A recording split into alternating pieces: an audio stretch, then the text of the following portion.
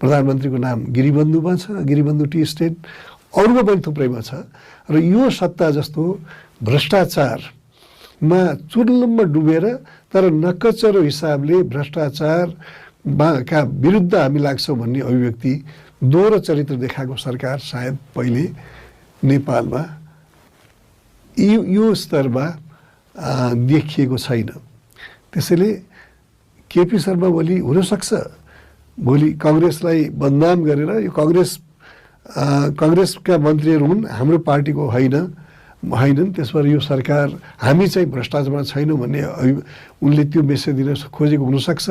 तर भ्रष्टाचार गर्ने, भ्रष्टाचारमा आशंका यसरी सर्कमस्टान्सियल र इभन फिजिकल एभिडेन्सेसहरू देखा परेर पनि मन्त्री पदमा राखी छोड्ने व्यक्ति भ्रष्टाचारको संरक्षक र भ्रष्टाचारको नायिके मानिन्छ।